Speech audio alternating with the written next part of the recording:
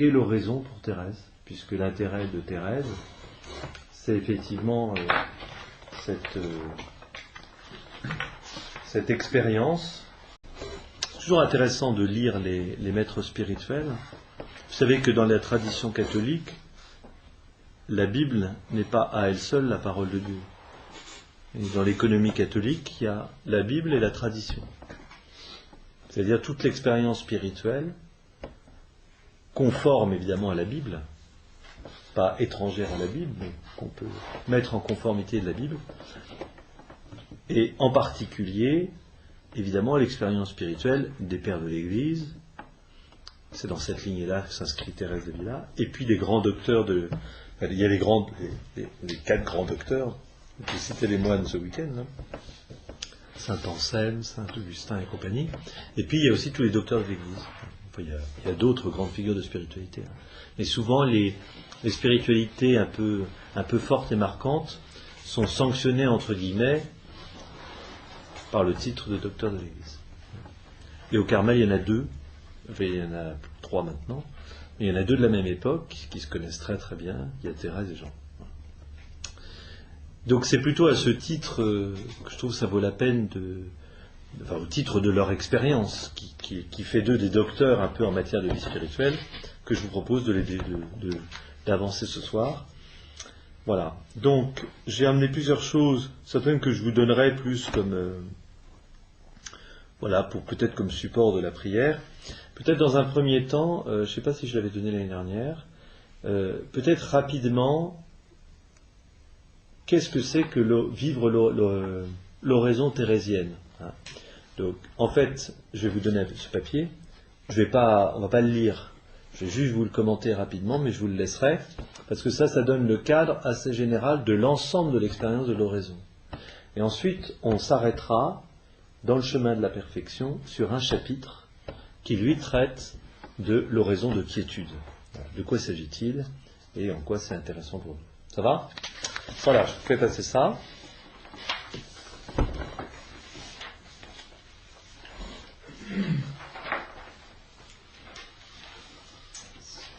Que je retrouve plein de documents que je mets de côté au fur et à mesure qu'on me demande des trucs sur Thérèse. Donc finalement, je ne sais plus ce que je vous ai donné et pas. Donc, l'objectif, c'est pas de. Ça, vous le garderez, vous le faites ce que vous voulez, mais voilà. En fait, c'est pour parler de l'oraison. Vous vous rappelez la dernière fois, hein, d'où elle tient sa science de l'oraison. Elle n'est pas de Osuna, hein, donc un franciscain, mais j'allais dire, elle l'a thérésianisé, si j'ose dire. Elle l'a labellisé, comme on dirait aujourd'hui. Et alors, elle a une image qui est très très belle et qui est assez simple à retenir. C'est les 4 manières d'amener l'eau dans le jardin. Voilà. Donc rapidement, vous avez 2 manières qui dépendent en partie de nous et 2 manières qui ne dépendent pas de nous. Sinon de notre consentement, ce qui n'est pas une mince affaire. Voilà. Rappelez-vous quand même que l'incarnation commence par un consentement. Que rien ne se passe sans le consentement humain. Que tout se passe pour moi selon ta parole. Je ne vais pas vous le dire en grec, c'est la seule phrase que je connaisse par cœur du Nouveau Testament grec.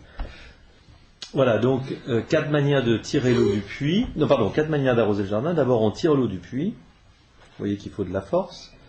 Ensuite, comme on est malin, on en a ras-le-bol de tirer à la force du poignet, on invente une noria, de petits gobelets là, voilà. Mais il faut encore tourner la manivelle. La 3e, vous voyez, à partir de là, c'est l'œuvre de Dieu, je vous ai mis. La 3e, c'est de monter les aqueducs pour que l'eau de la rivière arrive et irrigue le jardin. Et la 4e, qui est la plus efficace et quand même la moins fatigante, c'est d'attendre que la pluie tombe. Voilà. Vous lirez ça. C'est intéressant parce que ça, c'est la matrice de l'expérience thérésienne. Voilà. Elle développe évidemment tout ça, et nous, on va s'arrêter sur un des aspects de cette oraison. Mais vous voyez bien l'histoire de la force du poignet, hein, la force du bras, c'est vraiment de se mettre à faire oraison, de s'y mettre, de s'y remettre. Hein. La deuxième, c'est de s'exercer au recueillement des puissances. C'est pour ça qu'il fallait que vous ayez bien l'anthropologie de Saint Jean de la Croix. La troisième, c'est Dieu lui-même qui met en sommeil nos puissances. Et évidemment, la quatrième, c'est l'union profonde et intime. Voilà. Ça va ? Voilà. Je ne vais pas plus loin sur ce texte, parce que ce n'est pas le sujet de ce soir, si ce n'est que ça vous donne le cadre général. Voilà. Deuxième papier. Je vais vous donner mes papiers. Voilà. Ça, c'est l'ensemble du livre du chemin de la perfection qu'on va couvrir rapidement pour s'intéresser, nous, au chapitre 28e. Mais c'est comme toujours, lire un chapitre comme ça, s'il n'est pas un peu resitué dans son contexte, c'est beaucoup moins intéressant. Voilà. Prenez une feuille de chaque. Vous m'arrêtez, bien entendu, si... Ah, mais c'est ce que je cherchais, merci.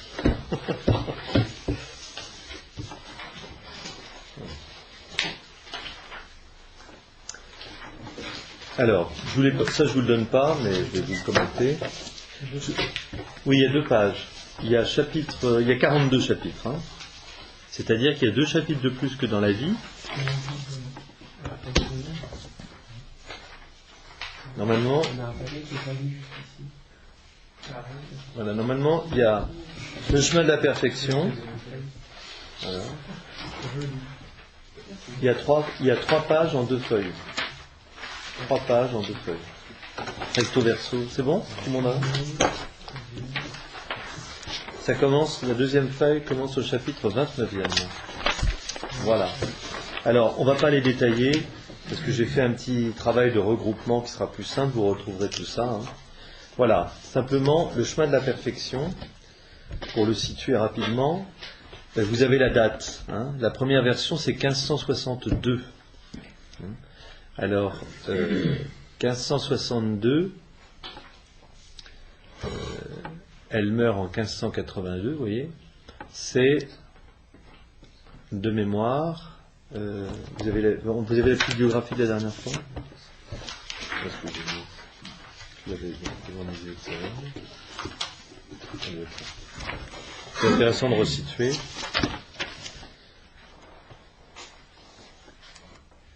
Voilà, c'est bien ce qui me semblait. Elle se pose quand elle pose les fondations de Saint Joseph d'Avila. C'est-à-dire qu'elle écrit quasiment en même temps qu'elle écrit sa vie. Voilà. Le chemin de la perfection. La particularité du chemin de la perfection, pour vous resituer rapidement, vous vous rappelez peut-être, je l'ai dit la dernière fois, il y a 2 grands traités chez Thérèse, spirituels. Il y a le chemin de la perfection et las moradas, les demeures, ou le château intérieur, il y a plusieurs noms. Voilà. Voilà, c'est les 2 grands traités de vie spirituelle, le reste étant un tas d'écrits qu'on ne va pas détailler, que je vous ai donné la dernière fois. Voilà. Tout ça compose ce gentil petit bouquin, auquel il faut rajouter à peu près un bouquin qui fait ça, et qui sont sa correspondance. Donc le chemin de la perfection, c'est pour le situer, donc en grande partie, c'est une méditation du Notre Père. Et ça, je pense que vous le retrouverez. Ça commence d'ailleurs au chapitre... voilà. Comment il importe de savoir ce que l'on demande par ces paroles du Pater. Voilà. Donc c'est juste après le chapitre...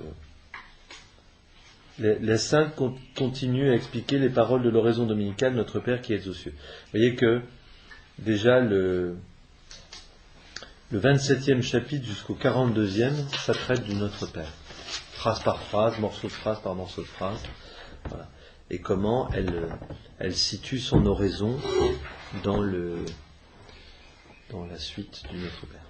Alors, j'ai fait un petit classement pour vous aider à vous retrouver dans les chapitres, pour le situer. Donc je ne vais pas prendre le détail que vous avez là. J'ai pris le temps de regrouper les chapitres, se faire un petit travail préliminaire. Alors, vous avez d'abord les dispositions du chapitre 1 à 6. vous avez les dispositions nécessaires à la perfection.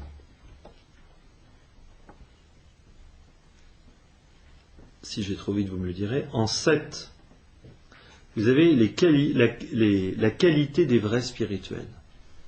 Hein, vous voyez, c'est cohérent.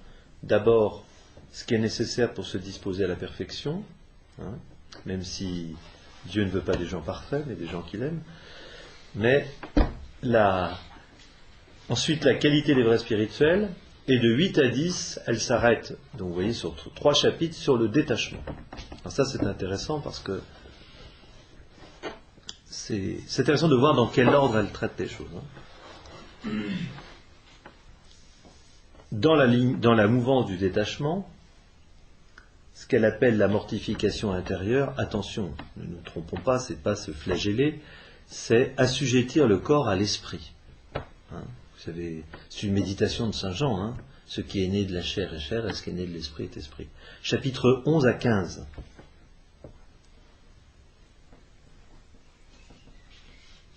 Chapitre absolument nécessaire pour tout le monde, 16 à 18, sur l'humilité.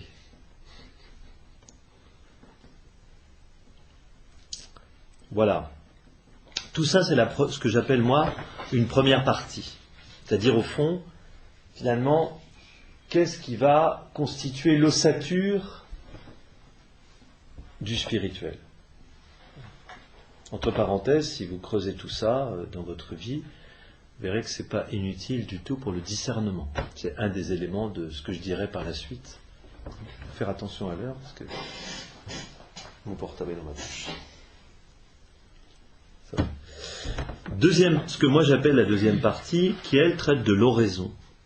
Donc du chapitre 19 au chapitre 42. Mais alors c'est par morceaux. Vous avez au chapitre 19 ce que je vous ai détaillé là, qui est dans la vie, c'est une reprise de ça, c'est les degrés de l'oraison. Vous avez les 4 degrés de l'oraison qu'elle reprend dans le chemin de la perfection. Vous avez les chemins d'oraison, 20 à 22. Et un petit conseil au passage, au chapitre 23, persévérer. Vous vous rappelez, hein, elle a tout largué à un moment donné, et c'est en découvrant la sainteté de son père, à qui elle avait fortement conseillé de faire oraison, en se gardant bien, elle, de la pratiquer. Vous voyez que l'humanité n'a pas beaucoup changé quand même. Là, évidemment, entre-temps, elle a basculé dans l'oraison et dans tout ce que ça a produit dans sa vie, et elle invite à la persévérance. Voilà. Et à partir du chapitre 24,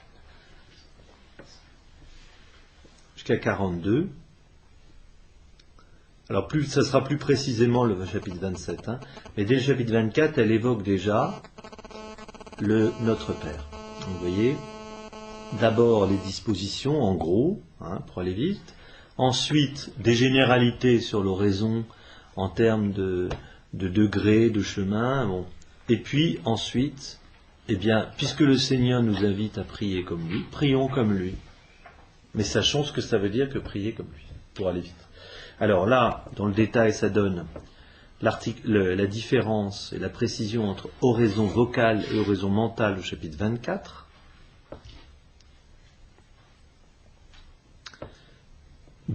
Alors c'est vocale, mentale, donc la distinction entre les deux, de l'oraison vocale à la contemplation, 25-26. De l'oraison vocale à la contemplation, 25-26. J'aurais pu être sympa, j'aurais pu vous le taper.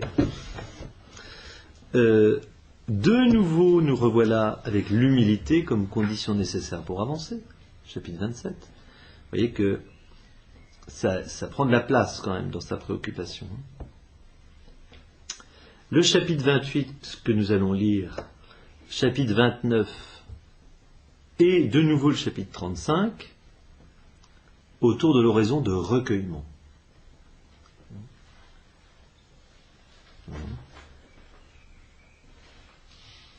Le chapitre 30 et 31, autour de l'oraison de quiétude. Ce n'est pas la même chose, hein. L'oraison de recueillement, c'est ce qui dépend encore de nous. On va le voir. L'oraison de quiétude ne dépend pas de nous. Sinon, je le reprécise, on ne le dit jamais assez, sinon la liberté de notre consentement. Dieu ne fera jamais rien sans que notre cœur soit disponible. D'où, vous voyez, l'insistance sur les dispositions nécessaires. Plus le 28, 29, 35, c'est... Recueillement. Voilà. 28, 29, 35, recueillement. 30, 31, quiétude. Et bien entendu, le 32, vous l'avez deviné, l'union. La contemplation parfaite. L'union. Voilà. Ça, c'est 32. Et ensuite, elle a fini. Alors, pourquoi avoir encore 10 chapitres? Eh bien, parce que maintenant, elle va nous dire comment alimenter et durer là-dedans. L'Eucharistie, l'aliment de la perfection, 33, 34. Un conseil absolument majeur pour toute la vie spirituelle. Je vous invite à méditer inlassablement le chapitre 36 sur le point d'honneur et ses dangers. Alors, pour situer quand même rapidement, vous vous rappelez de quelle extraction est Thérèse, et que s'il y a bien quelque chose qui tient à cœur à la noblesse espagnole de l'époque, c'est de défendre son honneur. Entre parenthèses, c'est ce qui va coûter très cher à la famille des Cepeda, etc. Donc sa propre famille. Et Thérèse a bien compris que c'est un piège mortel pour la vie spirituelle. Ce que déclinera saint François d'une manière admirable, que je ne cherche pas tant à être compris qu'à comprendre, à être aimé qu'à aimer. Voilà. Donc ce point d'honneur, c'est se débarrasser à tout jamais de cette volonté de se défendre quand on a raison. Voilà. Pour aller vite. Je le dis rapidement, mais ça vaut la peine de méditer longuement le chapitre 36. Voilà. Et ce qui est l'enjeu derrière, vous avez l'Eucharistie en 33-34, et vous avez le pardon en 36, bien sûr. Et 37-42, c'est l'excellence et la perfection de la prière du Notre Père. Voilà.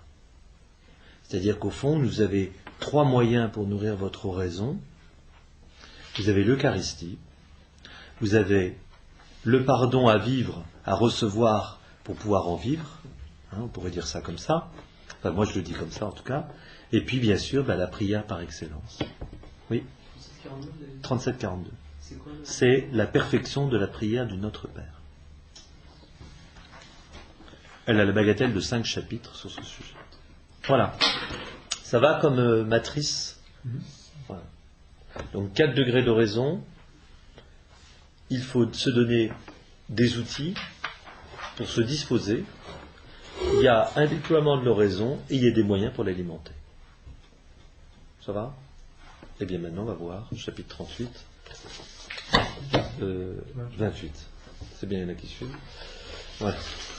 Ce que donne. Voilà. Et donc là je vous propose qu'on lise, qu'on s'arrête. Voilà. Un peu une lecture guidée de ce chapitre. Que ce pauvre Olivier doit connaître par cœur à force.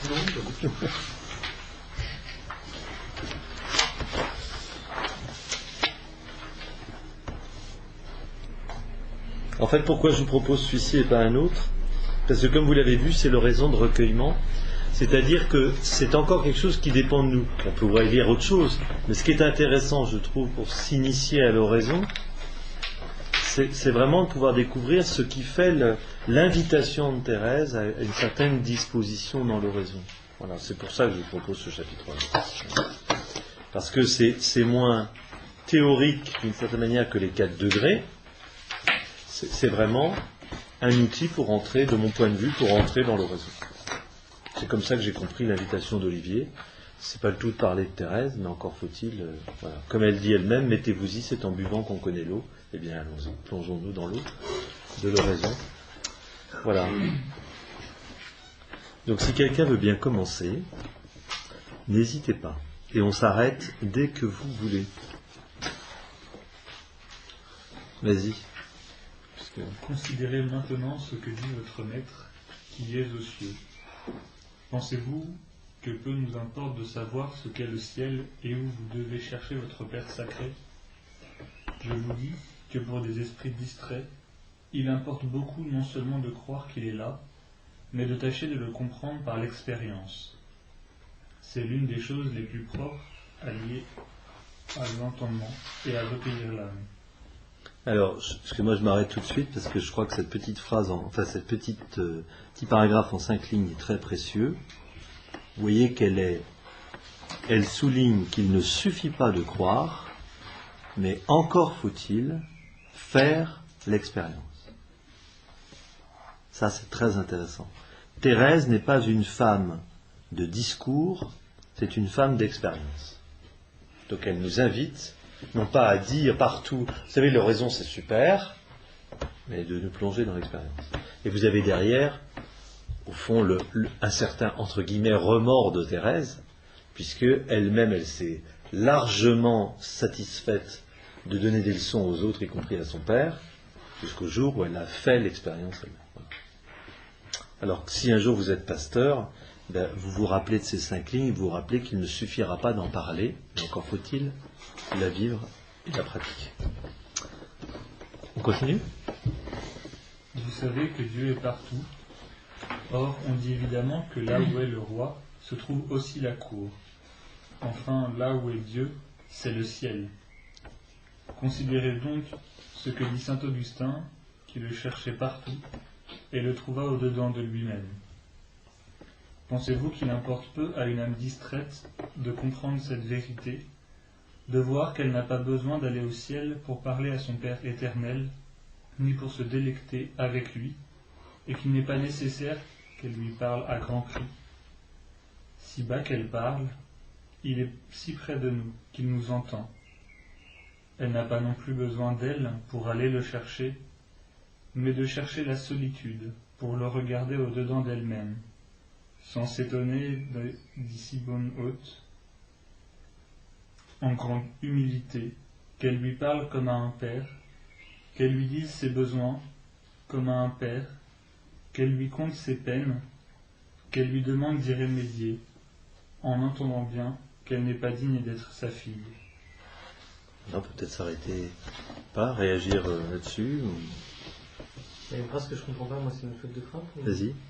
Sans s'étonner, dit si bon vote. Oui. Dit si Attends. d'y être. D'un. C'est une faute de frappe. Il manque une petite. Il y a une apostrophe qui est disparue aussi.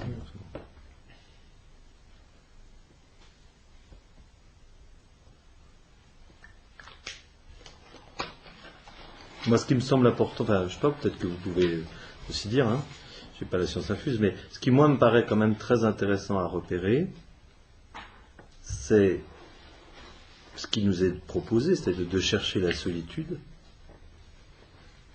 le regarder, alors ça c'est fondamental chez Thérèse, et chez Saint Jean de la Croix, livre 2, chapitre 22 de la montée du Carmel, ça c'est absolument essentiel. C'est le texte que j'ai proposé de méditer à Lourdes aux jeunes qui venaient à l'initiation à la prière. Livre 2, chapitre 2. Regarde-le, en lui, je t'ai tout dit. Tu trouveras en lui ce qu'était l'année dernière, même il y a 2 ans, la soirée. Livre 2, chapitre 22 de la montée du Carmel. C'est absolument merveilleux ce passage. C'est Dieu qui parle et qui dit, c'est une méditation du début de la lettre aux Hébreux, hein, vous savez, il a parlé, etc. Écoutez-le, je n'ai plus rien à révéler, etc. Regarde-le, en lui je t'ai tout dit. Voilà. Fixe les yeux sur lui seul, car j'ai tout renfermé en lui j'ai tout dit, tout révélé. Voilà. Et il y a tout un développement absolument magnifique. Voilà, livre 2, chapitre 22, c'est exactement la même invitation. Et alors ce que j'aime bien aussi, c'est sans s'étonner. Il y a une espèce de simplicité chez Thérèse. Voilà, on ne s'étonne pas que Dieu habite en nous. Mais il faut considérer qu'il habite en nous. Et que c'est quand même pas n'importe qui, mais ça va être la suite. Voilà, moi rapidement un peu, mais il y a peut-être d'autres choses que vous pointez. Remarquez qu'elle insiste sur la grande humilité, au passage.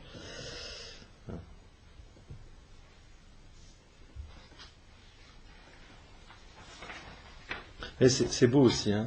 Elle lui compte ses peines comme à un père, voilà, en sachant bien qu'elle n'en est pas digne, mais qu'elle est invitée à le faire. C'est-à-dire sans fausse humilité excessive, sans culpabilité, mais dans la simplicité, voilà. Elle s'adresse à lui parce qu'il lui demande, mais voilà, on comprend bien qu'on n'en est pas digne. Autrement dit, pas de fanfaronnade, quoi, pour aller vite. Voilà. On change de voix, peut-être ?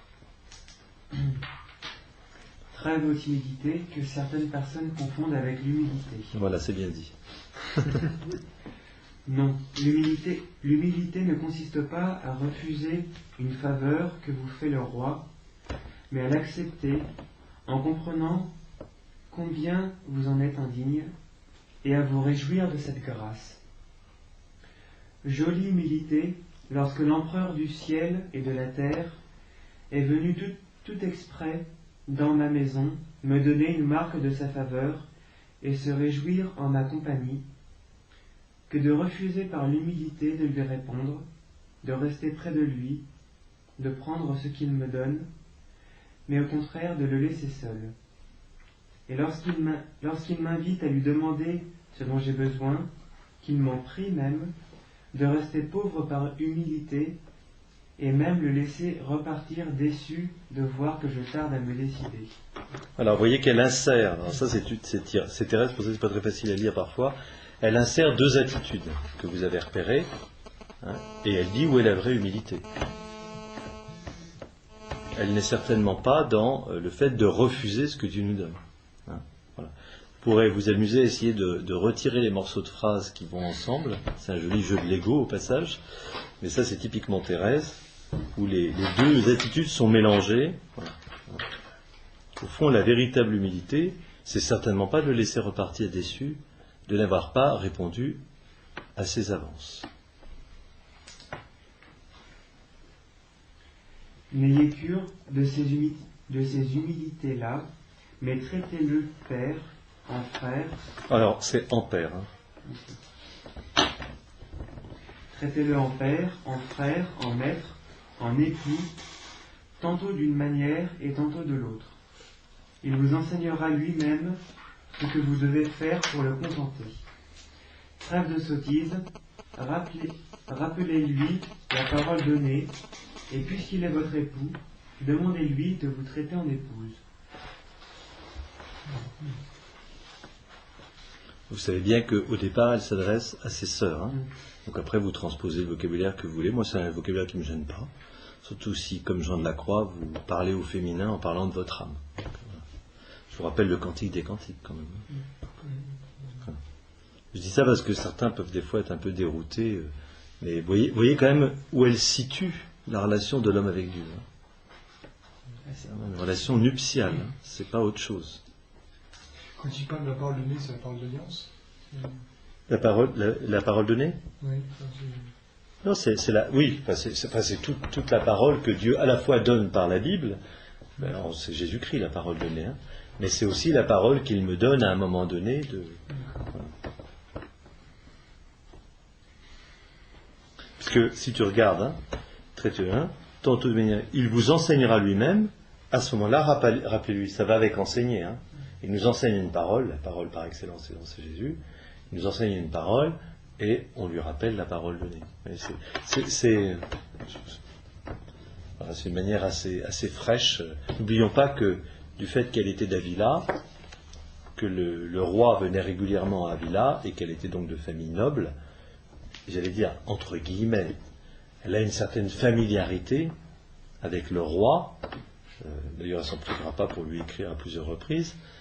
Elle n'a pas une familiarité comme aurait l'ami, mais ceci dit, c'est intéressant de voir qu'elle transpose la vie d'Avila, sa propre culture, c'est très intéressant, pour donner à entendre sa vie spirituelle. Vous n'aurez pas du tout ça chez Jean de la Croix, et pour cause. Il n'est pas du tout du même milieu social, il parle autrement. Et ce qui est intéressant, c'est de voir que, vous voyez où elle se situe quand même très fort, elle part du roi, de l'empereur, puis finalement c'est son époux.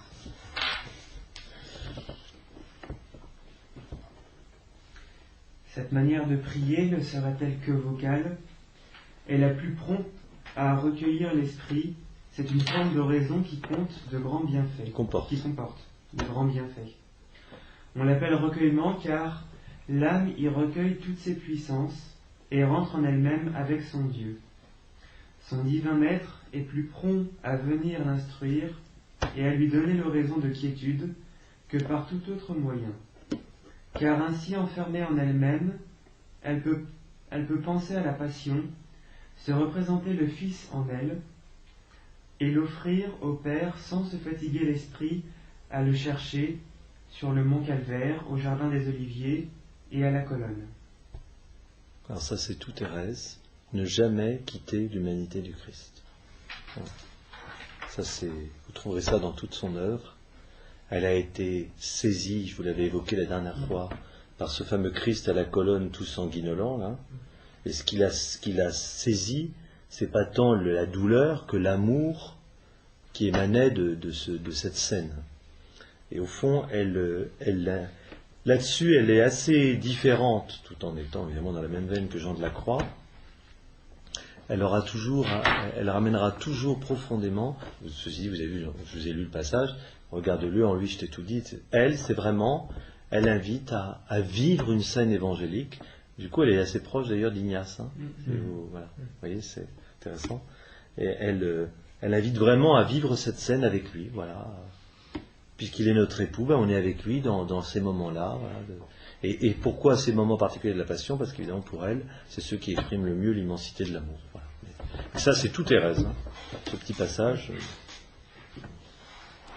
Puis elle donne des clés, voilà, des petites. Alors vous avez vu, hein, elle explique bien que c'est la disposition pour recevoir l'oraison de quiétude. Ne cherchez pas à obtenir l'oraison de quiétude, vous n'y arriverez pas. Voilà, c'est un don. En revanche, cherchez à recueillir les puissances. Pour le dire comme Jean de la Croix, qui est plus radical qu'elle, vider l'entendement, vider la mémoire et vider la volonté. Faire le grand vide. Mais c'est la même veine là aussi. Hein. Je pense que ça s'exprime un tout petit peu différent. Le paradoxe, c'est qu'il faut vider, et en même temps, il faut être présent au Christ.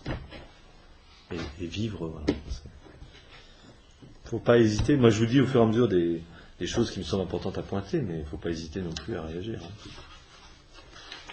Hein. Voilà. Celle qui pourrait s'enfermer ainsi dans ce petit ciel de notre âme, avec celui qui l'a fait comme il a fait la terre, prendre l'habitude de ne pas regarder autour d'elle, ne pas demeurer là où les sens extérieurs sont distraits. Croyez-les en excellente voie. Elles ne manqueront pas de parvenir à boire l'eau de la source, car elles feront beaucoup de chemin en peu de temps. Ainsi, celui qui voyage sur un navire, pour peu qu'il ait bon vent, atteint le terme du voyage en quelques jours, alors que ceux qui vont par voie de terre mettent plus de temps. Elle est bien de son époque. C'est intéressant de voir comment la vie spirituelle peut reprendre des éléments d'une époque. On pourrait transposer en mettant les avions aujourd'hui, à condition qu'ils ne finissent pas dans l'océan. Mais...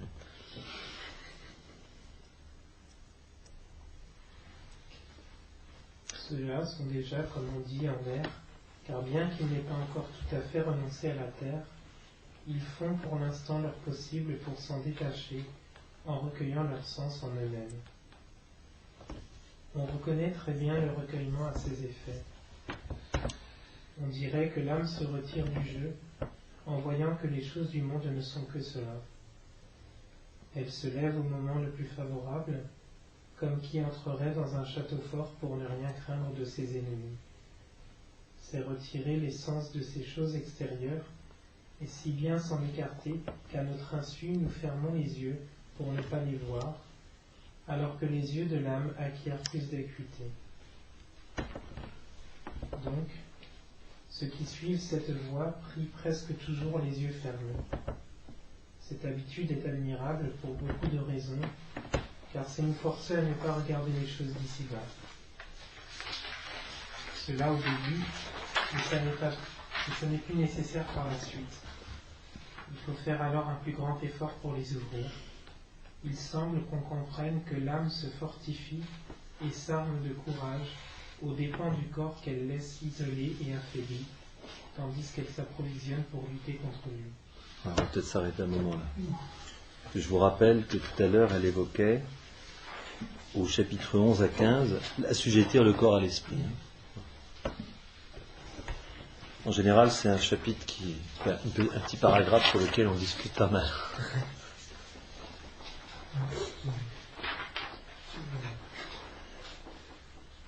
Vous voyez en filigrane l'importance de bien avoir saisi les 5 lignes de l'anthropologie de Jean de la Croix, parce que là, elle est à toutes les lignes.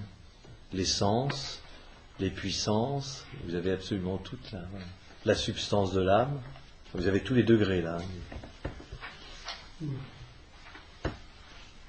Alors je pense que je veux dire des choses là-dessus.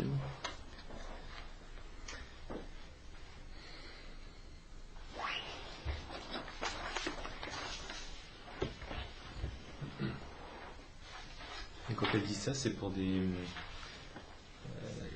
personnes qui presque débutent dans l'oraison, ou parce que c'est quand même, il faut quand même atteindre vraiment un certain stade pour dans ce qu'elle dit. Elle parle vraiment, pour reprendre vos mots, assujettir le corps à l'esprit. Ça demande quand même une certaine.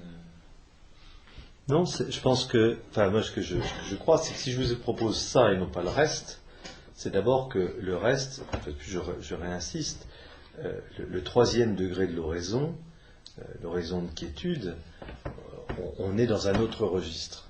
Donc on n'est pas dans le registre simplement du commençant. Si tu reprends le papier que je vous ai donné tout à l'heure, les 2 premières, on pourrait qualifier, j'allais dire, des commençants et des progressants. En sachant que les progressants sont toujours des commençants, voilà. Et que au fond, si moi je vous propose ça, de lire ça, c'est parce qu'elle s'adresse à ses sœurs, qui sont comme elle dans ce Carmel qui vient d'être fondé, parce qu'on est en 62, eh bien, donc c'est des sœurs qui, évidemment, sont en quête d'une vie spirituelle, mais qui ne sont pas forcément très avancées dans l'oraison. Donc elle écrit vraiment ça pour des gens qui, justement, risquent, au fond, d'être distraits par ce qui est accessible au sens. D'où l'invitation à recueillir les sens. Regardez bien, il semble qu'on comprenne que l'âme se fortifie et s'arme de courage aux dépens du corps. Ça ne veut pas dire que nous assujettissons le corps. Ça veut dire que nous nous disposons à ce que l'esprit assujettisse le corps. C'est l'esprit qui assujettit le corps, c'est pas l'âme, c'est pas l'homme qui. C'est pas la force du poignet, elle le dira d'ailleurs, mais c'est des dispositions nécessaires qui permettent au fond de faire que notre intériorité devient plus forte que tout ce qui peut nous distraire à l'extérieur. D'où le fait qu'au début on a du mal à fermer les yeux et qu'à la fin on a du mal à les rouvrir. J'aime bien l'image, vous voyez. C'est-à-dire qu'on est tellement bien dans le recueillement que ça devient difficile et pénible. C'est dans ce sens qu'elle parle d'un corps un peu isolé, c'est-à-dire qu'au fond, le corps, lui, il a pris l'habitude de se divertir et de se régaler des 5 sens, et au fond, d'une certaine manière, le corps, il est comme alourdi, appesanti, fatigué, au fond, par rapport à une intériorité qui elle, nous dilate. Voilà. Il y a une dilatation intérieure, je te donne la parole de lui. Il y a une dilatation intérieure, j'allais dire presque corrélative d'une espèce de contraction de l'extérieur qui d'une certaine manière, ne trouve plus de goût à rien. Elle dira ça d'ailleurs à un moment donné.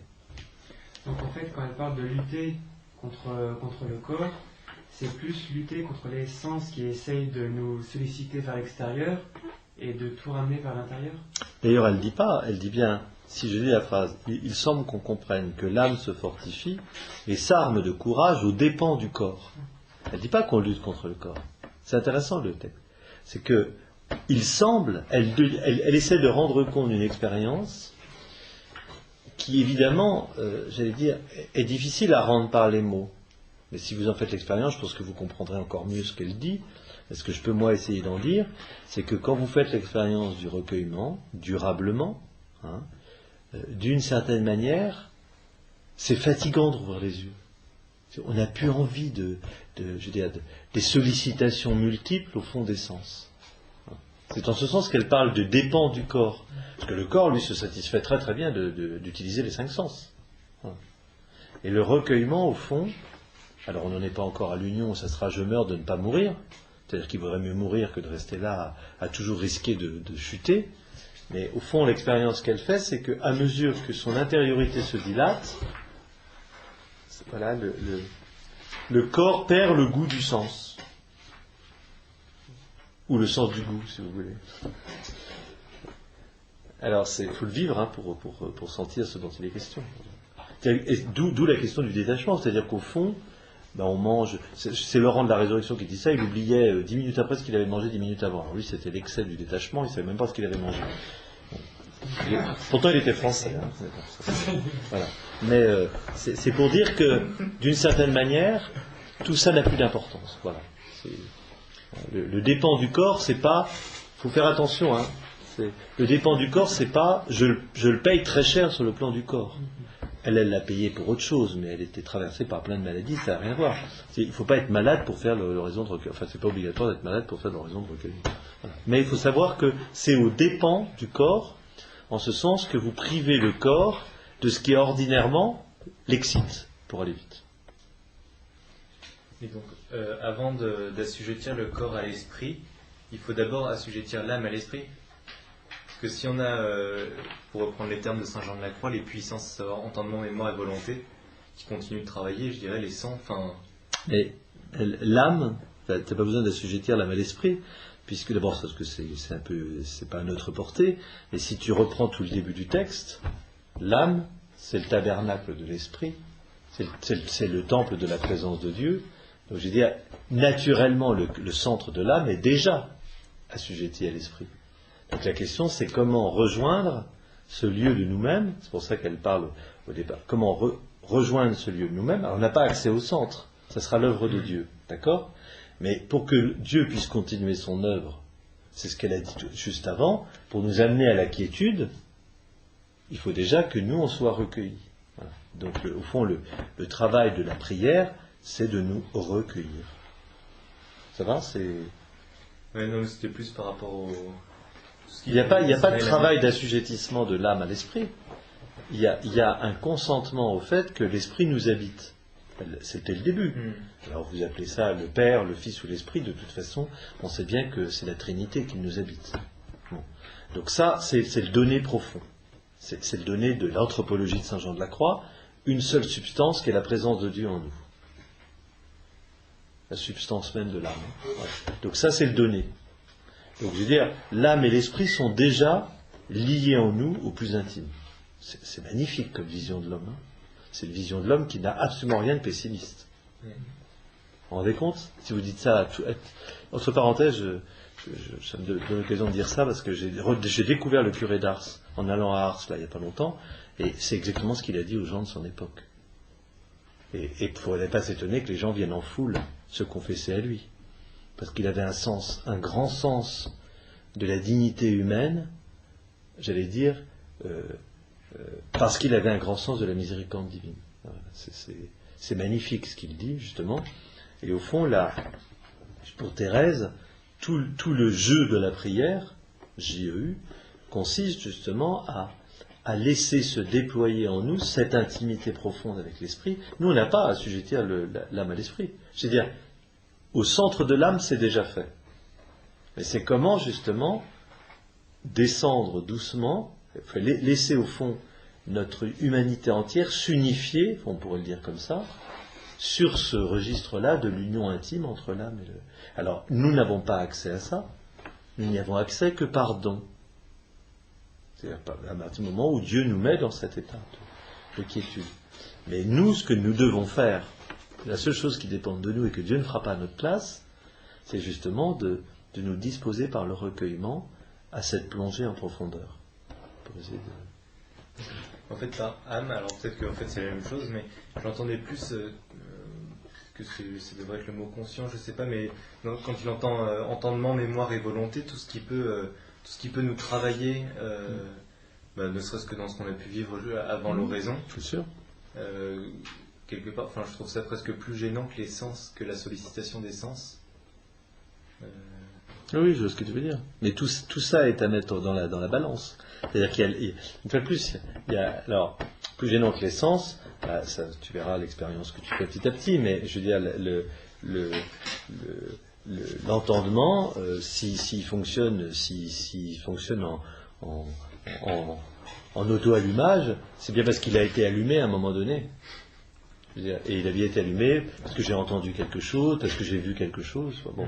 C'est-à-dire que les sens, au fond, impriment des choses dans notre entendement, dans notre mémoire, et au fond, toute la question, c'est de laisser se recueillir dans le silence et le vide le plus complet possible.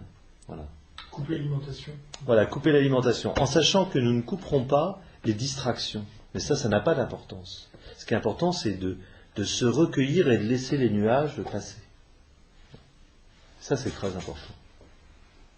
Voilà, c'est parce qu'il y a ce qu'on ne peut pas empêcher de fonctionner tout seul, mais on n'est pas obligé de s'y attacher.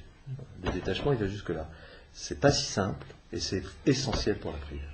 Ça, ma modeste expérience me dit que c'est absolument essentiel pour la prière. Voilà. Pas de recueillement, sans ce consentement à laisser l'esprit... voilà. Et surtout à ne pas s'en inquiéter, mais justement à revenir. Parce que l'inquiétude fait partie, justement, des pièges des sens. Regardez comment fonctionne l'inquiétude. Vous avez le cœur qui... Vous sentez bien que ça touche au sens, l'inquiétude.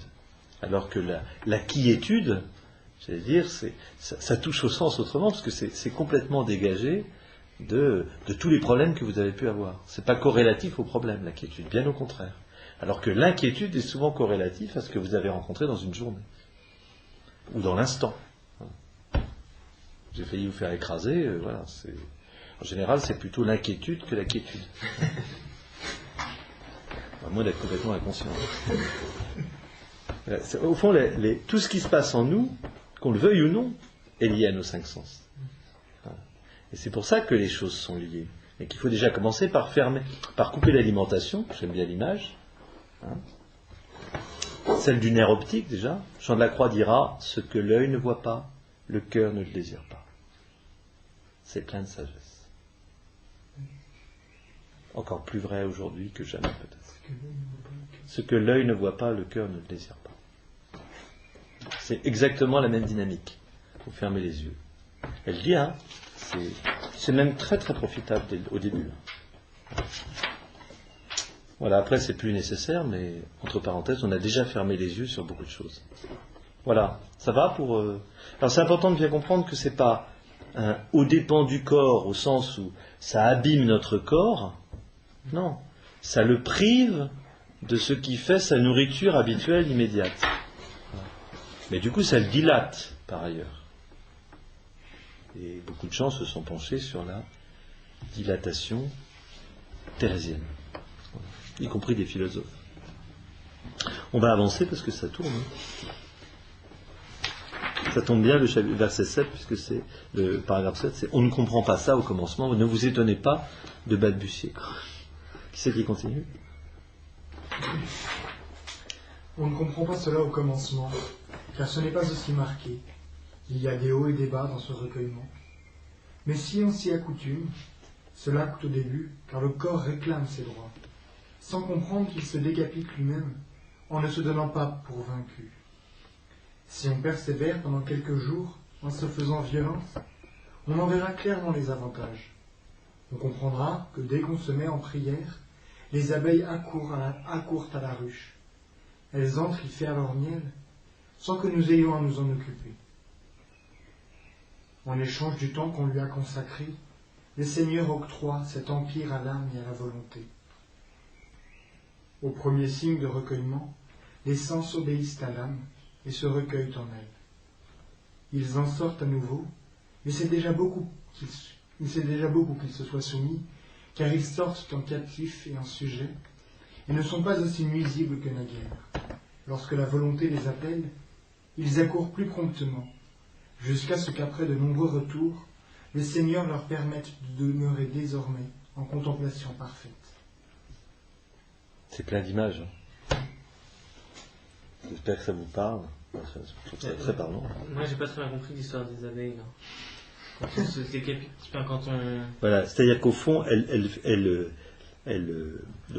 dit toute l'importance du recueillement. Elle l'oppose justement. Elle dit bien que c'est ce que je vous disais, c'est que vous le vouliez ou non, faites l'expérience de vous recueillir, Et vous verrez qu'au début, oui, les sens ont tendance à essayer de nous éparpiller et de nous faire sortir.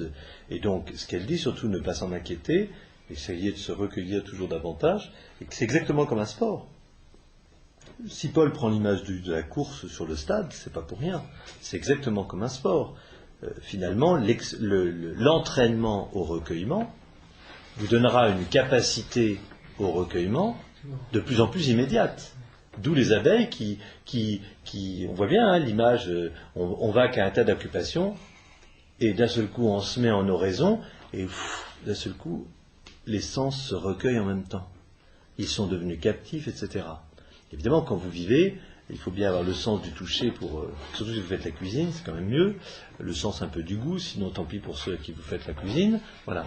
Mais en même temps, à partir du moment où tout ça, j'allais dire, est situé à sa juste place et que vous mettez au recueillement, vous n'êtes pas en train de penser, ah tiens, j'ai oublié de mettre des oignons là, des machins, je prends des images comme ça, parce que je suis fils de cuisinier, ça me parle, puis elle dit que Dieu est présent au milieu des marmites, mais c'est pour montrer, vous voyez bien l'image des abeilles, c'est-à-dire que le jour se lève, ça part dans tous les sens, la nuit arrive, tout le monde rentre à la ruche.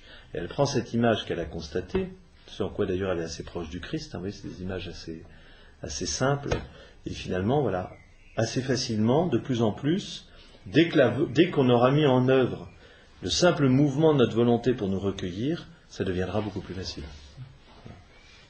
Pour résumer ce paragraphe en deux mots, c'est plus vous le pratiquerez, plus ça sera facile et évident et immédiat. Voilà, pour le dire rapidement. C'est au premier signe de recueillement, les sens obéissent à l'âme. Et ce qui est très intéressant quand même pour la vie quotidienne, c'est que vous voyez que les sens, désormais, ils sortent, mais en captif de la volonté de se recueillir. C'est-à-dire qu'au fond, votre oraison, pour le dire autrement, elle se prolonge dans votre activité. Alors j'anticipe un peu sur la suite, vous me voyez venir, sur l'intérêt de l'oraison pour des pasteurs, mais finalement, vous passez de l'oraison à d'un état d'oraison, enfin d'une oraison à un moment donné, à une espèce d'état un peu permanent d'oraison, où les choses sont soumises au recueillement intérieur. Alors c'est encore plus vrai dans l'union, évidemment. C'est pour ça qu'au fond, Jésus peut dire, avec vérité, tout ce que le Père fait, le Fils le fait pareillement. C'est-à-dire que Jésus, quand il œuvre, il prie, et quand il prie, il œuvre. Il n'y a plus aucune distinction en Jésus. Lisez l'Évangile, particulièrement celui de Saint Jean, c'est très net. Or, nous sommes, me semble-t-il, par le baptême configurés au Christ. C'est exactement ça qui est derrière.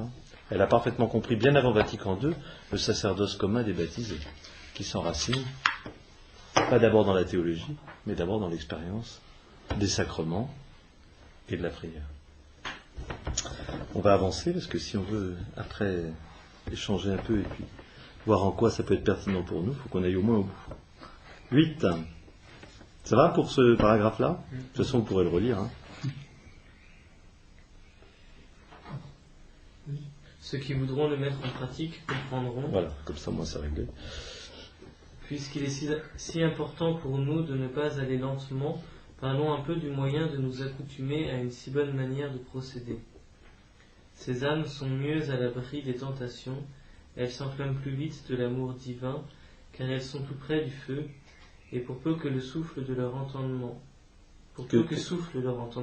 tout s'embrasera. Comme rien d'extérieur ne s'interpose, l'âme est seule avec son Dieu, elle est bien disposée à s'enflammer. Imaginons donc qu'il y a en nous un palais d'une immense richesse, construit tout en or et en pierres précieuses. Enfin digne d'un tel Seigneur, et que la beauté de cet édifice dépend de vous. C'est vrai, car il n'est plus bel édifice qu'une âme pure et pleine de vertu. Plus elles sont grandes, plus les pierreries resplendissent. Dans ce palais habite ce grand roi qui consent être notre Père. Il se tient sur un trône de très haut prix, qui est votre cœur. Je vous laisse apprécier la beauté des images.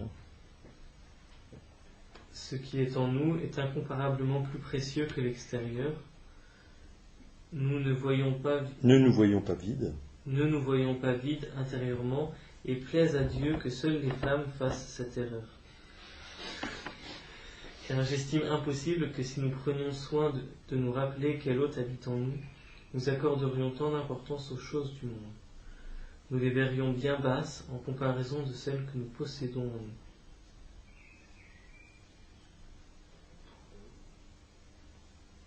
Ce fut obscur pour moi pendant un certain temps. Je comprenais bien que j'avais une âme, mais ce que méritait cette âme, qui l'habitait, je ne le comprenais point. Avec un S. Mes yeux, pour ne pas voir, étaient sans doute bouchés par les vanités de la vie.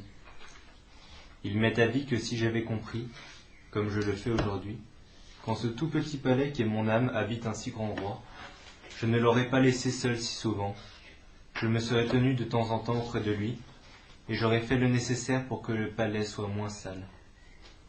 Qu'il est donc admirable de songer que celui dont la grandeur emplirait 1000 mondes et beaucoup plus, s'enferme ainsi en une si petite chose. À la vérité, comme il est le maître, il est libre, et comme il nous aime, il se réduit à notre mesure. C'est beau, hein? C'est magnifique. Pour éviter que l'âme débutante ne se trouble à l'idée que sa petitesse contient une si grande chose, il ne se fait pas connaître immédiatement, mais il la dilate peu à peu, jusqu'à ce qu'elle puisse contenir ce qu'il dépose en elle. C'est pourquoi je dis qu'il apporte avec lui la liberté, car il a le pouvoir d'agrandir ce palais. Le point essentiel est de le lui donner sans réserve, de le débarrasser afin qu'il puisse dégarnir et garnir comme chez lui. Sa Majesté a raison, ne lui refusons rien. Comme il ne veut pas violenter notre volonté, il prend ce que nous lui donnons, mais il ne se donne entièrement à nous que lorsque nous nous donnons entièrement à lui. C'est une certitude, et je ne vous le rappelle avec tant d'insistance que parce que c'est essentiel. Tant que l'âme n'est pas tout à lui, déblayée de tout, il n'agit pas en elle, et je ne sais comment il le pourrait. Il aime l'ordre. Mais si nous emplissons le palais de gens vulgaires et de Camelot, comment le Seigneur y tiendrait-il avec sa cour? C'est déjà beaucoup qu'il consente à passer quelques instants dans cet encombrement. C'est tout Thérèse. C'est parlant. Voilà.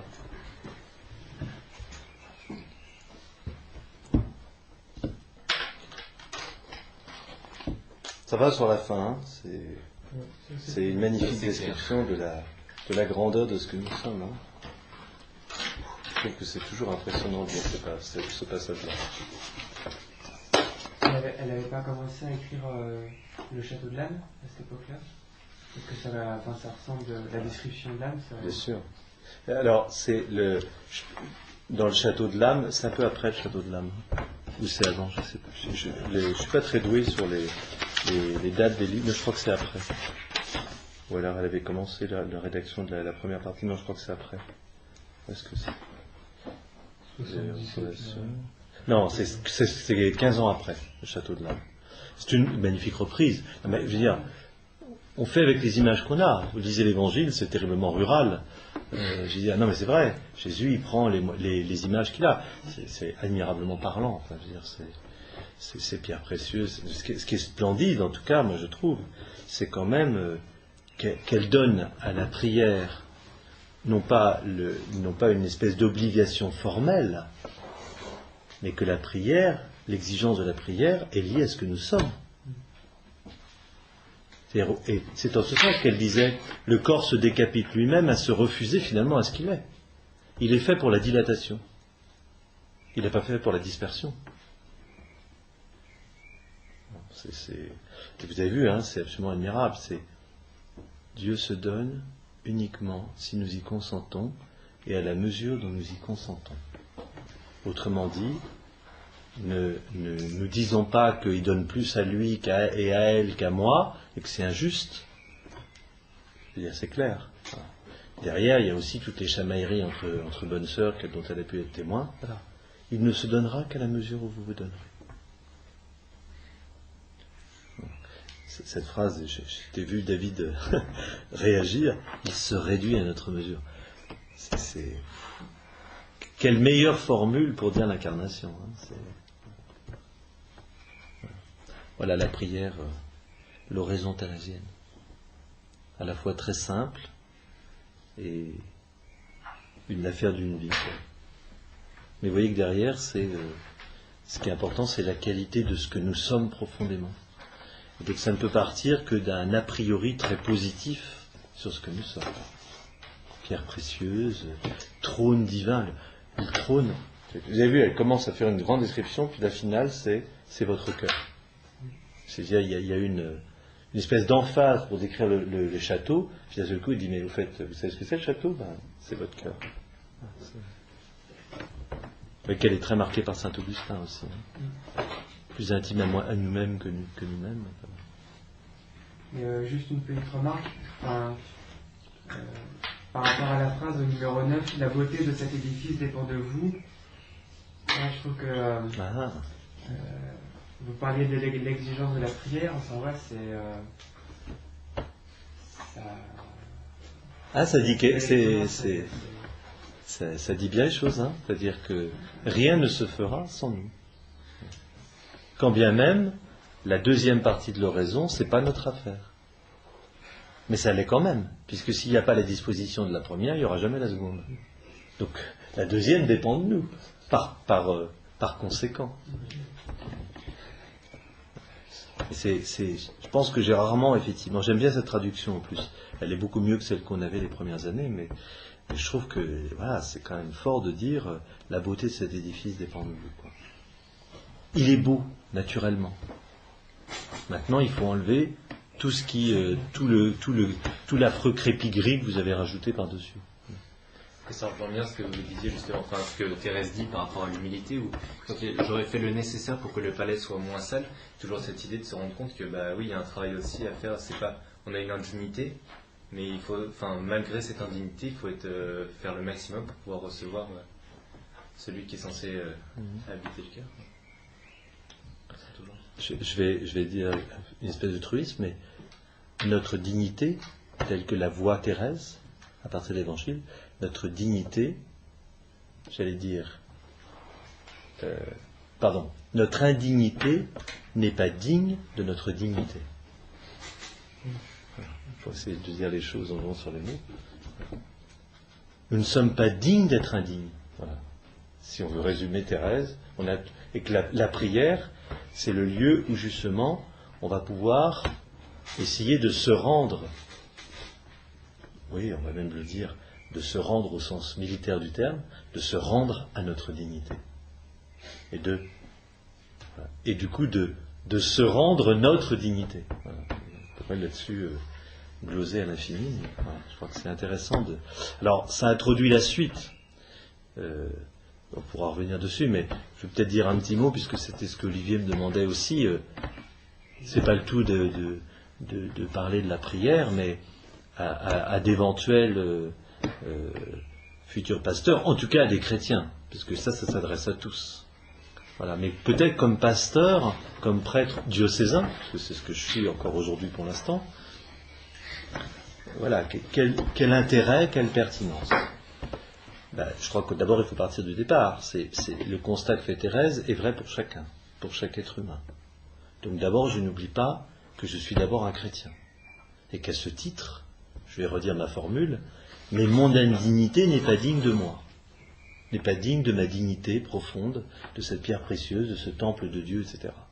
Et donc comme chrétien, la première chose que je dois faire, c'est retrouver ce lieu de moi-même, puisque c'est le lieu de la présence divine. Bon, deuxièmement, elle a évoqué que l'oraison a des effets.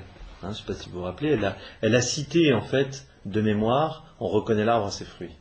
Et ça y est, dans le texte, elle le dit assez explicitement. Voilà. Je vous rappelle qu'elle n'avait normalement pas accès à l'écriture, mais qu'elle en est pétrie, c'est évident. Vous pourriez vous amuser avec un crayon et une Bible à repérer toutes les citations de Thérèse, puisqu'il n'y en a aucune de notée. Chez Saint Jean de la Croix, il note à chaque fois, mais lui, c'est un universitaire, il a le droit, c'est un homme. Elle n'a pas le droit d'accéder à la Bible, moyennant quoi c'est pétri, il faut plus de. Voilà. En fait, comme dit Paul, la foi vient par l'audition. Elle a entendu des commentaires, elle a entendu des homélies, elle a en espagnol. Et moi, je pencherais assez, bien qu'elle est quand même très légitimiste, mais je pencherais pour que elle ait peut-être eu entre les mains, qui sait, une Bible en espagnol, mais c'est pas sûr. Là, c'est de l'hypothèse. Voilà. N'oubliez pas qu'elle est juive, d'origine, de tradition juive, et qu'à ce titre, les femmes apprenaient à lire. Voilà. Alors, quelle pertinence peut-être pour un prêtre diocésain ? Si j'en crois le Concile, être prêtre diocésain, c'est le lieu de ma sanctification personnelle. Or, si j'en crois Thérèse, il n'y a pas de sanctification sans l'oraison.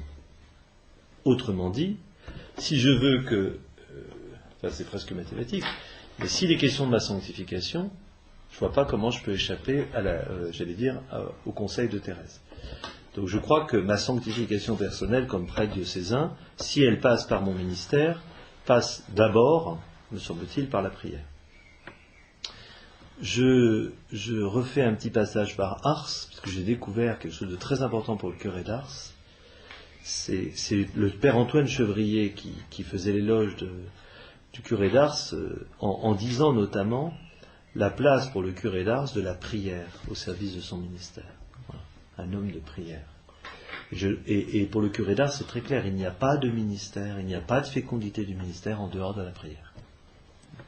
Et plus on veut être un acteur de la pastorale, plus il faut être un disciple du vent de l'esprit. Alors, petit passage par Madeleine Delbrel, inévitable quand même dans cette maison.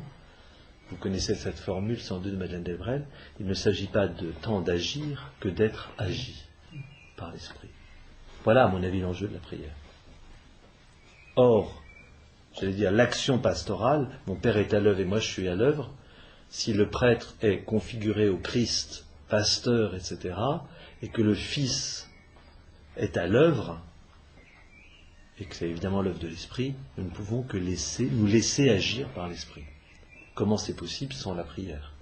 Puisque la prière, on l'a dit tout à l'heure, nous ramène à cet intime de nous-mêmes qui est le temple de l'Esprit. Donc ça, pour moi, c'est très important. Puisqu'on reconnaît l'arbre à ses fruits, on reconnaît assez vite, je peux vous dire, un priant d'un distrait ou d'un dispersé. Et quand vous êtes pasteur, vous êtes aussi au service de l'édification spirituelle de ceux dont vous avez la charge. Et donc je ne vois pas comment on peut être pasteur des âmes si soi-même on oubliait la sienne. Donc je veux dire, ça me semble assez cohérent que si l'oraison est le lieu qui me réconcilie avec mon âme, pour prendre la terminologie de Thérèse, qui me fait m'installer dans le château de l'âme, eh bien, j'allais dire, je ne vois pas comment je peux me priver de l'oraison. Et du coup, si je le fais, je prive aussi les autres. Éventuellement du chemin, rappelez-vous la terrible invective de Jésus. Vous avez jeté les clés, vous n'êtes même pas rentré, vous empêchez les autres de rentrer. Il ne faut jamais oublier ça. Et moi, il me semble que la prière est vraiment au service du bannissement à tout jamais pour nous de cette attitude. De ne jamais fermer la porte pour nous du chemin de l'intériorité, là où Dieu nous attend, et surtout de ne pas fermer la porte aux autres. Ça va ensemble, de toute façon. Et on reconnaît très bien la vraie spiritualité de la fausse. Mais aussi on peut s'amuser à jouer sur les mots. De la fausse FO2SE.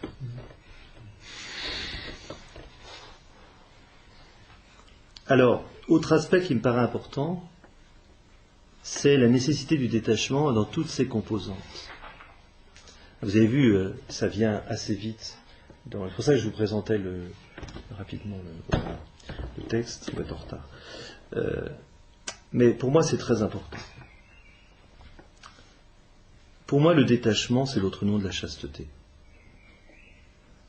Chasteté, l'égard de tout, y compris de mon expérience spirituelle. Et ça, c'est extrêmement précieux. J'ai eu des dialogues assez intéressants ces temps-ci autour de ça.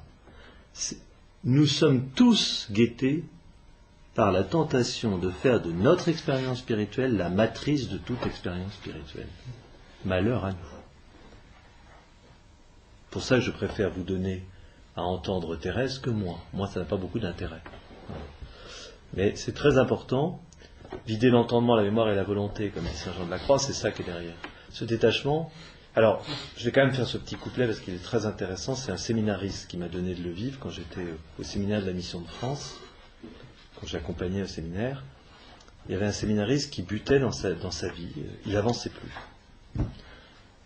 Et pourquoi il n'avançait plus? Parce que il était attaché, quand on est attaché on n'avance pas, il était attaché à la manière dont Dieu s'était manifesté dans son expérience spirituelle. Il avait en mémoire ce moment précis où le Christ l'avait saisi. Et il se rappelait très bien de ce que ça avait produit en lui. Ça ne marchait plus. Ça fonctionnait plus. Alors il faisait mémoire de ça. C'était vide. Il avait oublié un tout petit détail. C'est que la forme qu'avait pris l'expérience de la présence de Dieu, la forme, elle passait, pas l'expérience. Et qu'il fallait laisser à Dieu le soin de choisir lui-même la forme par laquelle il viendrait à la rencontre, à sa rencontre aujourd'hui. Mais plus il verrouillait la porte, sûr que c'était comme ça que ça devait être, le Christ frappait à la porte et personne n'ouvrait. Jusqu'au jour où il a compris qu'il fallait se détacher de la forme pour entrer dans la foi profonde.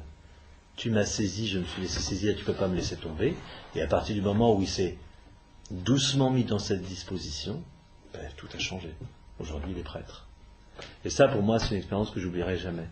Parce que ça a rendu extrêmement parlant ce que dit Thérèse autour de cette question-là. Le détachement, il doit aller jusque-là. Y compris de tout ce que j'ai acquis en théologie. C'est la grande philosophe Simone Weil qui parle de ça.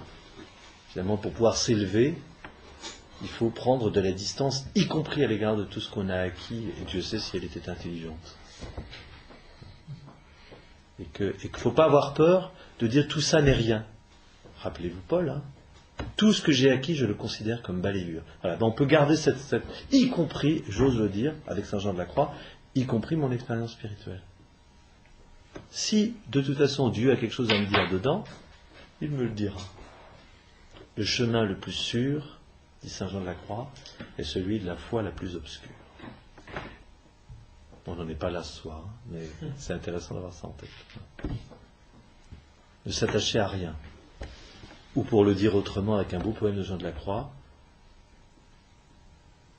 appuyer sans aucun appui. C'est pas très confortable comme position. Oui, c'est ça, ça demande... Il y a quelque chose de très angoissant. C'est vraiment un saut dans le vide complet. Non, c'est pas un saut dans le vide. C'est le saut de la foi. C'est-à-dire, au fond, c'est le saut pas dans le vide, mais dans la confiance. Et la confiance, c'est tout sauf vide. Voilà, c'est la vraie confiance. Et ça, au fond, si vous faites cette expérience de la prière, peu à peu, acceptez d'entrer davantage dans la confiance. Une fois, comme elle le dit, qui le vivra le comprendra. Voilà. Elle vous invite à le mettre en pratique, sous peine de vous décapiter vous-même, si vous ne le faites pas. Et je crois que c'est pas voilà. En tout cas, moi je trouve ça très important. Par exemple, je vais être très concret comme pasteur. Si j'arrive à Ivry-sur-Seine, formaté par ce que j'ai vécu à Bonneuil-sur-Marne où j'étais avant, inutile de vous dire que dans les premiers mois, ça pète de tous les côtés et c'est bourré d'étincelles. Hein. Parce que les gens d'Ivry, ils en auraient ras-le-bol d'entendre « Ah oui, mais quand j'étais à Bonneuil, ah oui, mais à Bonneuil... » Ben non, ça marche pas. Ben, je dis pour un pasteur, ça c'est très important. Si sans arrêt il arrive avec son tombereau d'expérience et que les gens ont l'impression d'être des crétins en face de lui parce que toute la sagesse, ça vient d'ailleurs, c'est vraiment catastrophique. Et ça, je crois. Enfin, je prends volontairement un exemple un peu fort du ministère presbytéral, mais toute ressemblance n'est pas purement fortuite et pas complètement involontaire. Mais je crois que le détachement, il doit aller jusque-là. Le peuple ne nous appartient pas, et quand on vient épouser un nouveau peuple, eh bien, on vient l'épouser tel qu'il est, et pas l'épouser tel qu'on le veut. On préfère la princesse au crapaud, quoi. Pardon ? On préfère la princesse au crapaud. Ah ! Rappelle-toi La Belle et la Bête. Hein. Il y a des crapauds qui peuvent devenir de vraies princesses, puis il y a des princesses, tu vois que les déshabiller, c'est pas forcément des princesses. Ça, voilà. Puis il y a des vrais cendrillons. Hein. Voilà. Alors ça là-dessus. La liberté spirituelle qui va avec le détachement. Et c'est au fond vraiment l'horizon, je crois, de toute notre vie, d'être libre. Elle le dit, hein, elle le dit elle-même, vous avez vu, hein, la liberté. Voilà. Vous relirez, il y a un passage où elle dit ça, on devient vraiment libre. Voilà. Libre face aux difficultés du ministère, face aux tensions, aux incohérences éventuelles, aux agendas impossibles, libre surtout par rapport aux résultats. Ça, c'est très important.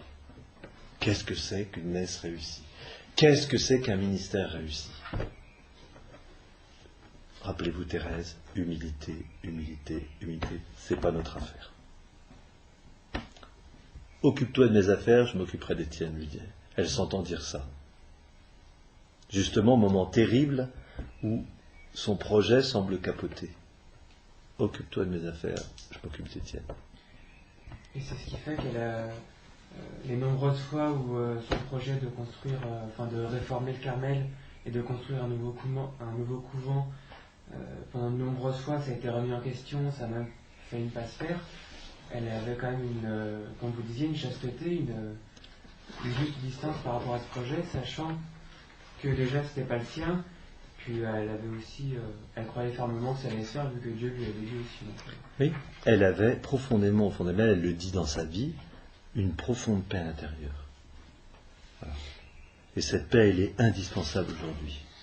Rappelez-vous la première phrase du ressuscité, dont nous voulons être, me semble-t-il, le plus possible l'image aujourd'hui, comme chrétien mais pas comme prêtre, la paix soit avec vous. Je veux dire, chaque parole du Christ, j'allais dire, c'est quelque chose qui parle de l'oraison. Enfin, c'est pas pour rien qu'elle propose de notre Père. Enfin, en tout cas, moi, de l'expérience que j'en fais,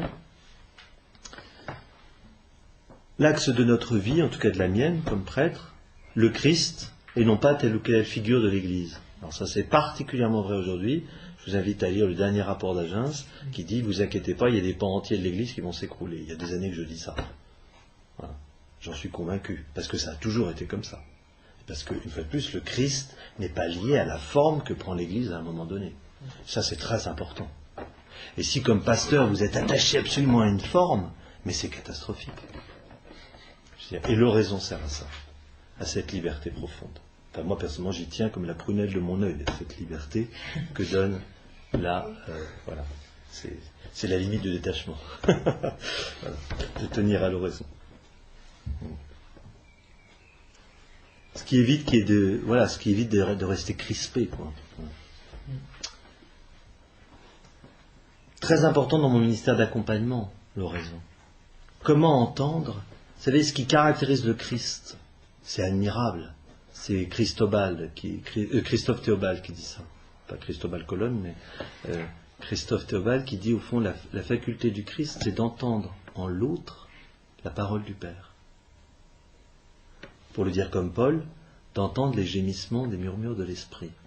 Bien, quand vous accompagnez quelqu'un, votre parole, ça n'intéresse pas l'autre. Vous voyez ce que je veux dire? Si c'est que ma parole à moi, ça n'intéresse personne, même pas moi. Si maintenant, c'est le Père, par le Fils et dans l'Esprit qui parle à celui qui est en face, du fond de lui-même, et que mon oreille est suffisamment aiguisée par l'oraison, parce que déjà, moi j'écoute dans l'oraison, alors ne vous étonnez pas que quand vous prenez la parole, les gens vous disent des mois après, l'autre fois tu m'as dit ça, mais c'était exactement ce qu'il fallait que j'entende. Vous vous rappelez même pas que vous l'avez dit. Parce que manifestement, c'est pas vous qui avez parlé. Et peut-être même que vous l'avez même pas dit. Et que pendant que vous disiez quelque chose, c'est ça que le Seigneur a dit à l'autre, plus intime de lui-même. Une expérience que je fais de plus en plus souvent. Et je trouve que c'est merveilleux. Comment Dieu parle au cœur de l'autre. Et je crois que c'est impossible sans l'oraison. Si on n'a pas aiguisé son oreille. Voilà. Or, de plus en plus de gens me demandent un accompagnement. En plus, en matière de discernement, c'est très important. Enfin, quand je reçois des gens pour essayer de discerner avec eux, c'est très important. Voilà. Je disais aussi dans l'accompagnement l'importance du détachement à l'égard de tout acquis. Là aussi, ne pas projeter son expérience, les psys disent ça, ne pas projeter son expérience sur l'autre. En fait, plus Dieu conduit l'autre par le chemin qui est le sien. Nous, notre boulot, c'est d'aider la personne à écouter le Christ lui parler. Alors évidemment, il faut des bases, elles sont données profondément dans l'oraison.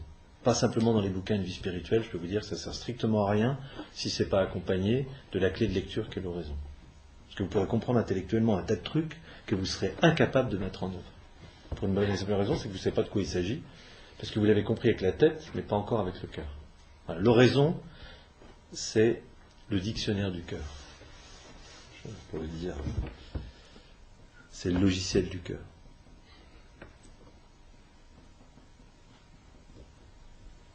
Voilà. L'oraison aussi qui dispose en nous profondément, qui nous dispose au désir de Dieu, à rien d'autre que le désir de Dieu, pour l'autre, en l'autre, etc. Une connaissance, même humblement relative, des chemins de l'esprit dans une vie humaine. Si vous faites vous-même l'expérience de pouvoir relire votre propre expérience du cheminement de Dieu, ce que fait Thérèse, parce que ça c'est l'expérience de Thérèse, rappelez-vous, l'expérience, pas simplement le croire, l'expérience, eh bien, vous serez en mesure d'aider les autres. Non pas en projetant votre expérience, mais en donnant les canaux d'une expérience. Parce que ce qui est une chose qui est quand même caractéristique, c'est que les fruits de la présence de Dieu en quelqu'un sont tout le temps les mêmes. La forme qu'il donne à la vie est toujours différente, mais les fruits sont toujours les mêmes. Ce qui permet d'ailleurs de les authentifier. Sinon, il n'y a plus aucun discernement possible. Si chez l'un c'est la paix, chez l'autre c'est autre chose, je vais dire absolument complètement au contraire, je vais dire il n'y a plus rien de possible. Il faut bien que si Dieu est Dieu, la manière dont il se manifeste, ça c'est presque scientifique. La même cause produisant les mêmes effets, ou à peu près. Maintenant on peut relativiser avec la relativité, mais globalement c'est quand même comme ça que ça se passe. Eh bien, il y a des chances que si vous êtes exercé et aguerri à relire les fruits de l'esprit dans votre propre vie, parce que vous laissez l'esprit agir, il y a des chances que vous soyez en mesure d'aider les autres à le faire pour vous. Donc s'il n'y a pas de raison, je ne vois pas comment c'est possible.